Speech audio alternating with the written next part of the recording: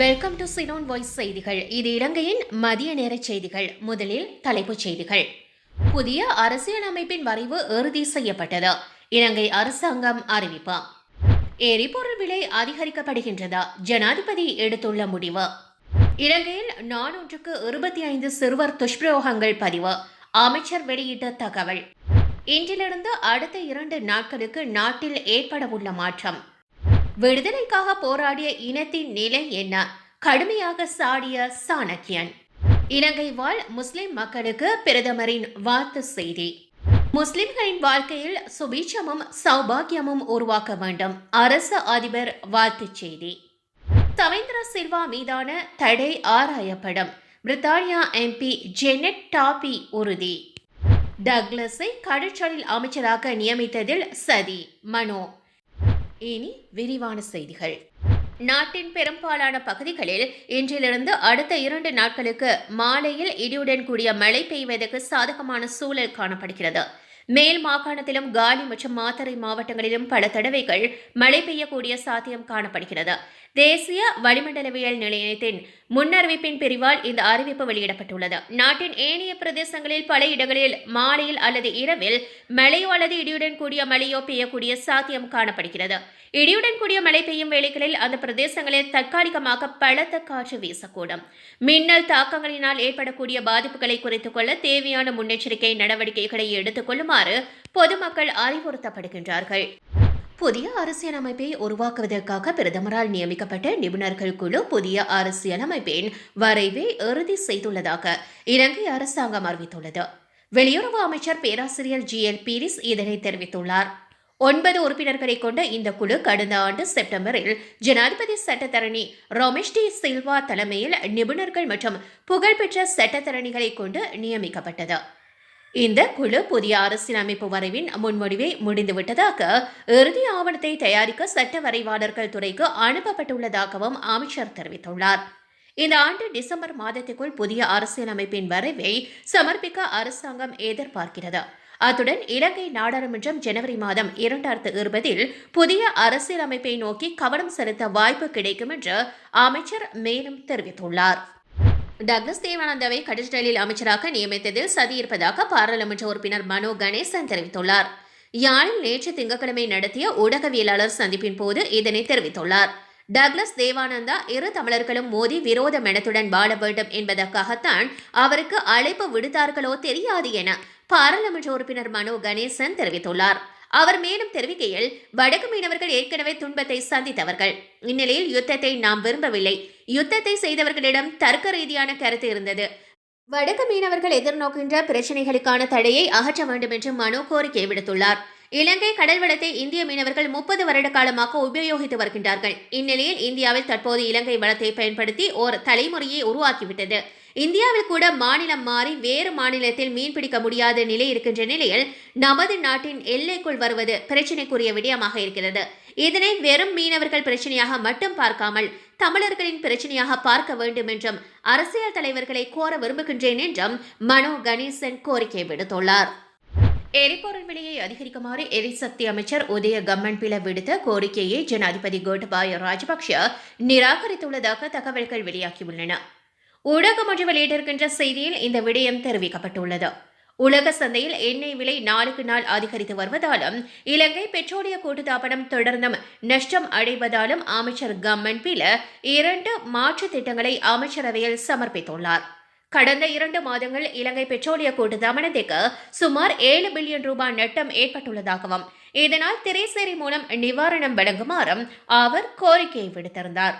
அவ்வாறு இல்லையென்றால் எரிபொருள் விலையை விரைவாக அதிகரிப்பதே மாற்று தீர்வு என்று அமைச்சர் சுட்டிக்காட்டியிருந்தார். எவ்வாறாயினும் எரிவாயு, பால்மா மற்றும் கோதுமை மா உட்பட பல அத்தியாவசிய பொருட்களின் விலைகளை அதிகரிக்க வேண்டிய நேரத்தில் எரிபொருள் விலையை அதிகரிக்க முடியாது என்று ஜனாதிபதி பதிலளித்துள்ளார். தற்போதைய சூழ்நிலையில் எரிபொருள் விலையை திடீரென அதிகரிக்கப்பட்டால் மக்கள் மேலும் சிரமத்துக்கு ஆளாக நேரிடும் என்று ஆகையினால் எரிபொருள் விலையை அதிகரிக்க வேண்டாம் என்று அமைச்சர் கம்மன்பிலவுக்கு ஜனாதிபதி சுட்டிக்காட்டியுள்ளார். இதனிடையே திரைசேரியிலிருந்து பெட்ரோலிய கூட்டுத்தாபனத்துக்கு நிவாரணம் வழங்குமாறு அமைச்சர் கேட்டதற்கு ஜனாதிபதி சரியாக பதிலளிக்கவில்லை என்றும் அந்த செய்தியில் மேலும் தெரிவிக்கப்பட்டுள்ளது. இலங்கையில் நாளாந்தம் 25 சிறுவர்கள் பல்வேறு வகையிலான துஷ்பிரயோகங்களுக்கு உள்ளாக்கப்படுவதாக ஊடகத்துறை அமைச்சர் டல்லஸ் அழகப்பெருமா தெரிவித்துள்ளார். இதன்படி 1 மணி நேரத்தில் 1க்கும் மேற்பட்ட குழந்தைகள் துஷ்பிரயோகம் செய்யப்படுவதாக அவர் சுட்டிக்காட்டியுள்ளார்.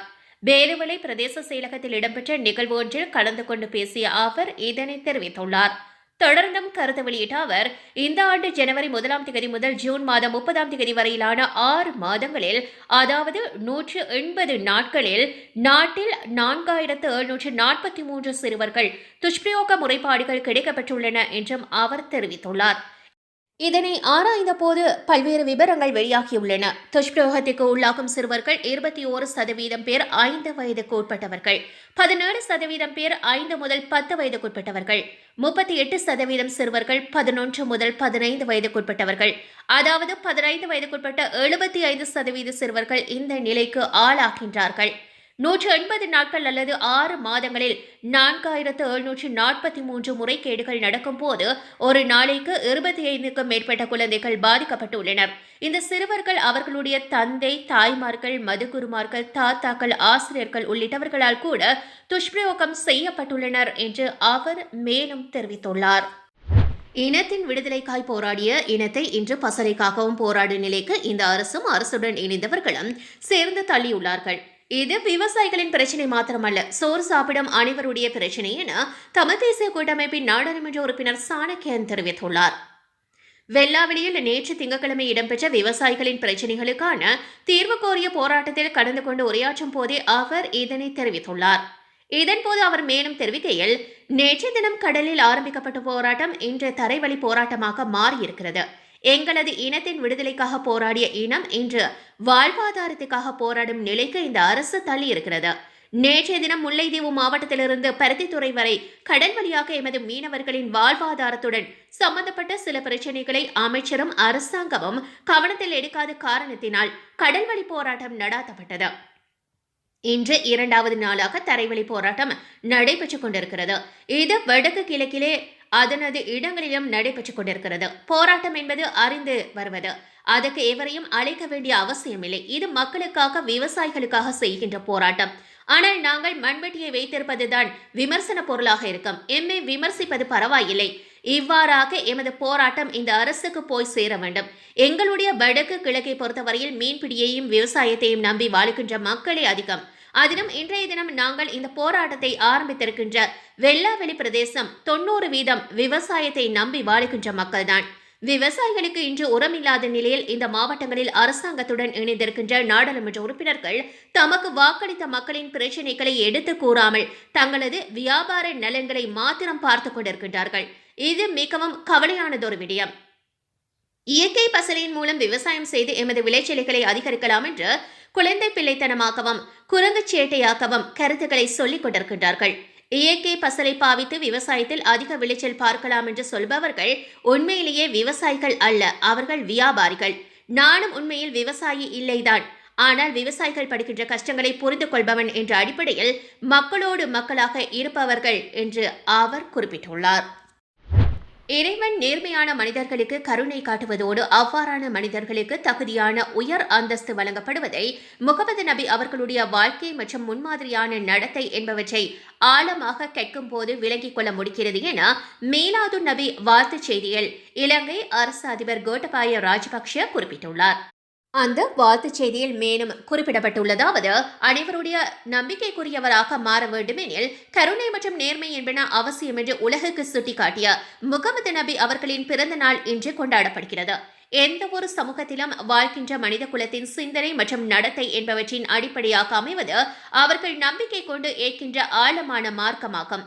இலங்கை உட்பட உலகவாழ் அனைத்து முஸ்லிம்களினதும் கௌரவத்துக்குரிய முகமது நபி அவர்களின் வழிகாட்டல்களை மேலும் சமூகமயப்படுத்தி ஒற்றுமையை உருவாக்குவதே முஸ்லிம்கள் நபி அவர்களுக்கு கொடுக்கக்கூடிய விசேட கௌரவம் என்று நான் நினைக்கின்றேன். அவர்களின் வாழ்வு முழுவதும் மனித நலனை கருத்தில் கொண்டு கடைபிடித்து வந்த குணாம்சங்களை ஏனைய காலங்களை விட தற்போதைய சூழ்நிலையிலேயே சமூக நலன் மேம்படுத்துவதற்காக பயன்படுத்துவது பொருத்தமானதாக அமையும். இன்று உலக மக்களின் மரியாதைக்குரிய நபி அவர்களுடைய வாழ்க்கை வழிகாட்டல்களை கௌரவத்துடன் பின்பற்றி வருகின்ற இலங்கை முஸ்லிம்கள் உட்பட உலக வாழ் முஸ்லிம்களின் வாழ்க்கையில் சுபீட்சமும் சௌபாகியமும் உருவாக்க வேண்டும் என பிரார்த்தனை செய்கின்றேன் என்று அரசு அதிபர் கோட்டபாய ராஜபக்ஷ தன்னுடைய வாழ்த்து செய்தியில் தெரிவித்துள்ளார். முகமது நபி நாயகத்தின் பிறந்த தினமான மீலாது நபி திருநாள் நல்வாழ்த்துக்களை இலங்கை வாழ் முஸ்லிம் மக்களுக்கு தெரிவித்துக் கொள்வதில் பெரும் மகிழ்ச்சி அடைகின்றேன் என பிரதமர் மஹிந்த ராஜபக்ஷ தன்னுடைய மீலாது நபி தின வாழ்த்து செய்தியில் தெரிவித்துள்ளார். அவர் விடுத்துள்ள வாழ்த்துச் செய்தியில் மேலும் தெரிவிக்கப்பட்டுள்ளதாவது, மனிதநேயம் நிறைந்த கண்ணியமான மனித அன்பை கட்டியெழுப்பதற்கு தன்னுடைய தனிப்பட்ட வாழ்க்கையின் மூலம் பிறருக்கு முன்மாதிரியாக விளங்கி அர்ப்பணிப்புடன் செயல்பட்ட முகமது நபி நாயகம் அவர்கள் இஸ்லாமிய விழுமியங்களின் அமைப்பை நிறுவிய முன்னோடியாவார். இஸ்லாமிய போதனைகளின்படி காலத்துக்கு காலம் இறைவனால் அனுப்பப்படுகின்ற இறை தூதர்களில் இறுதி தூதராக முகமது நபி கருதப்படுகின்றார். முகமது நபி நாயகம் அவர்கள் அந்த காலத்தில் காணப்பட்ட சமூகத்தின் ஏற்றத்தாழ்வுகளை அறிவார்ந்த புரட்சியால் இல்லாதொழித்து சமத்துவத்துக்காக அயராது உழைத்த ஒரு அறிஞராவார். நபிகள் நாயகம் அவர்கள் ஊழல் நிறைந்த சமுதாயத்தில் அல்லாஹ்வின் தூதராக 23 ஆண்டுகள் கடவுளின் பணியை செய்தார். உலகில் தோன்றிய தீர்க்கதரிசிகள் மத்தியில் நபிகள் நாயகத்தின் நோக்கமானது மனித சமுதாயத்தை நல்லொழுக்கம் மற்றும் அகிம்சையால் நிரப்புவதாகும். உலக வாழ் மக்கள் அனைவருக்கும் நல்வழி காட்டுவதே கடவுளின் தூதரான நபிகள் நாயகத்தின் போதனையின் சாரம்சமாகும். அவ்வழி செல்லும் அனைத்து முஸ்லிம் மக்களும் சிறந்த சமுதாயத்தை கட்டியெழுப்ப தங்கள் பங்களிப்பை உச்ச அளவில் வழங்க வேண்டும் என்பது எனது நம்பிக்கையாகும். கோவிட்-19 தொற்றை எதிர்கொண்டு நாம் கடந்து செல்கின்ற இந்த கடுமையான காலத்தை வெற்றி கொள்வதற்கு நபிகள் நாயகம் அவர்களுடைய வாழ்க்கையை முன்மாதிரியாக கொள்ளுமாறு முஸ்லிம் மக்களுக்கு நான் நினைவூட்டுகின்றேன். சமய வழிபாடுகளுக்கு முன்னுரிமை வழங்கி ஏழை மக்களுக்கு உதவி செய்து நபிகள் நாயகம் அவர்களுடைய பிறந்த தினத்தை அர்த்தமுள்ள வகையில் கொண்டாடும் இலங்கை மற்றும் உலக வாழ் அனைத்து முஸ்லிம் மக்களுக்கும் இனிய மீலாது நபி திருநாள் வாழ்த்துக்களை தெரிவித்துக் கொள்கின்றேன் என்று பிரதமர் மஹிந்த ராஜபக்ஷ தன்னுடைய வாழ்த்து செய்தியில் தெரிவித்துள்ளார். யுத்த குற்றத்தில் ஈடுபட்டதாக கூறப்படுகின்ற இலங்கை ராணுவ தளபதி சவேந்திர சில்வா உட்பட்டவர்களை பிரித்தானியா தடை செய்வது தொடர்பான மற்றுமொரு ராஜதந்திர சந்திப்பு ஒன்று லோசியம் கிழக்கு பிராந்தியத்தின் நாடாளுமன்ற உறுப்பினரும் மக்னிட்ஸ்கை தடைகளுக்கான அனைத்து கட்சி நாடாளுமன்ற உறுப்பினர் குழுவின் உப தலைவருமான ஜெனட் டாபியுடன் இன்று இடம்பெற்றுள்ளது. மனித உரிமை செயற்பாட்டாளரும் சட்ட ஆலோசகருமான கீத் குலசேகரம் தலைமையில் நடைபெற்ற இந்த முக்கிய சந்திப்பில் ஐடிஜேபி அமைப்பின் ஒருங்கிணைப்பாளர் பிரான்சிஸ் ஹாரிசன் மற்றும் தொழிற்கட்சிக்கு ஆதரவான தமிழர்கள் அமைப்பின் தலைவர் செயின்ட் கந்தையா ஆகியோர் விசேட பேச்சாளர்களாக கலந்து கொண்டனர். இந்த சந்திப்பின் போது ஜெனரல் சவேந்திர சில்வா உள்ளிட்ட போர்க்குற்றவாளிகளை பிரித்தானியாவில் தடை செய்வது பற்றி எதிர்வருகின்ற அக்டோபர் மாதம் 21ஆம் தேதியன்று இடம்பெறவுள்ள மக்னிட்ஸ்கை தடைகளுக்கான அனைத்து கட்சி நாடாளுமன்ற உறுப்பினர் குழுவின் முதலாவது கூட்டத்தில் கலந்துரையாடப்பட வேண்டும் என்ற கோரிக்கையை பாதிக்கப்பட்ட தமிழர்கள் சார்பில் கீத் குலசேகரம் முன்வைத்தார். பிரான்சிஸ் ஹாரிசன் தன்னுடைய உரையின் போது ஐடிஜேபியினால் சமர்ப்பிக்கப்பட்ட சவேந்திர சில்வா தொடர்பான 50 பக்க குற்றப்பத்திரிகை பற்றியும் தற்போது தொடர்கின்ற சித்திரவதை பற்றியும் எடுத்து கூறி சவேந்திர சில்வாவை தடை செய்வது ஒரு எடுத்துக்காட்டாக அமையும் என்று அவர் தெரிவித்துள்ளார். சென் கந்தையா தன்னுடைய உரையில் பிரித்தானியா நாடாளுமன்றில் இது தொடர்பான விவாதம் ஒன்றை ஏற்பாடு செய்வது பற்றி அதற்கான உதவியையும் கோரியிருந்தார். இலங்கையில் சவேந்திர சில்வாவின் கட்டளையின் கீழ் இயங்குகின்ற இராணுவத்தினர் மற்றும் போலீசாரினால் மிக அண்மையில் சித்திரவதைக்கு உள்ளாகி தப்பித்தவர்களில் சார்பில் சதன் லாய்ச்சென் புயலேந்திரன் மற்றும் வசீகரன் சதாசிவம் ஆகியோர் தமது அனுபவங்களை பகிர்ந்து இலங்கையில் சித்திரவதைகள் தொடர்வதை உறுதி செய்வதுடன் அதனை நிறுத்த பிரித்தானியாவுடன் நடவடிக்கை எடுத்து சவேந்திர சில்வா போன்றவர்களை தடை செய்ய வேண்டும் என்று கேட்டுக்கொண்டுள்ளனர். இதன்போது ஜெனட் டாபி அவர்கள் அனைத்து கருத்துக்களை உள்வாங்கியதுடன் புதிதாக உருவாக்கியுள்ள மக்னிட்ஸ்கை தடைகளுக்கான அனைத்து கட்சி நாடாளுமன்ற உறுப்பினர் குழுவில் இதனை ஆராய்வதாகவும் தமிழ் மக்கள் சார்பாக பிரித்தானியா உள்துறை அமைச்சருக்கு அழுத்தம் கொடுப்பதாகவும் தெரிவித்திருந்தார். அத்துடன் நாடாளுமன்றத்தில் தமிழர்கள் பிரச்சினையை விவாதிக்க அனுமதி பெற ஏற்பாடுகள் செய்துள்ளதாகவும் உறுதியளித்துள்ளார். மேலும் தான் வெளியுறவு அலுவலகத்துக்கு கடிதம் எழுதி பாதிக்கப்பட்டவர்களுடன் ஒரு சந்திப்பை கேட்பதாகவும் இதனால் பாதிக்கப்பட்டவர்கள் அனுபவித்த சித்திரவதைகள், கடத்தல்கள் மற்றும் துன்பங்களை பற்றி வெளியுறவு அலுவலகம் நேரடியாக கேட்டு அறியக்கூடியதாக இருக்கும் என்றும் அவர் தெரிவித்துள்ளார். பிரித்தானியாவால் தமிழர்கள் சார்பில் பிரித்தானியா நாடாளுமன்றத்தில் அனைத்து கட்சிகளையும் உள்வாங்கி அமைக்கப்பட்டுள்ள APPGTயில் தன்னை இணைத்துக் கொள்ளவும் சம்மதித்துள்ளார். மேலும் தமிழர்கள் சித்திரவதைக்கு உள்ளாக்கப்படுவதை ஐக்கிய ராஜ்யத்தின் முழுமையான ஊடகங்களின் மூலம் விழிப்புணர்வு ஏற்படுவதற்கு வழிவகுப்பதாகவும் உறுதியளித்துள்ளார். இது இளையோராகிய எமது முயற்சிக்கு கிடைத்த ஒரு சிறு வெற்றியாகும் என்றும் இவ்வாறான சிறு படிகள் எமக்கு ஊக்கத்தையும் நம்பிக்கையையும் தருகின்றன என்று இந்த சந்திப்பை ஏற்பாடு செய்திருந்த முதன்மை செயற்பாட்டாளரான விஜய் விவேகானந்தன் தெரிவித்தார். அவரின் ஏற்பாட்டில் COVID-19 காரணமாக ஜூம் வழியாக இடம்பெற்ற இந்த சந்திப்பில் விதுரா விவேகானந்தன், ரஜீவன் பவலகாந்தன், சதேத் லாய்டன் புயலேந்திரன், கிறிஸ்டி நிலானி காண்டிபன், சுபதர்ஷ வரதராஜா, சுபமகேஷ வரதராஜா, ரஜீவன் ரவிக்குமார் மற்றும் வசீதரன் சதாசிவம் ஆகியோர் கலந்து கொண்டனர். இவ்வாறான தொடர் சந்திப்புகளை மேற்கொண்டு வருகின்ற பிரித்தானியா இளையோரின் விடாமுயற்சியால் இதுவரை 31 பிரித்தானிய நாடாளுமன்ற உறுப்பினர்கள் மே மாதம் 18ஆம் தேதி பிரித்தானியாவில் கொண்டுவரப்பட்ட முன் பிரேரணையில் கையெழுத்திட்டமை குறிப்பிடத்தக்கது.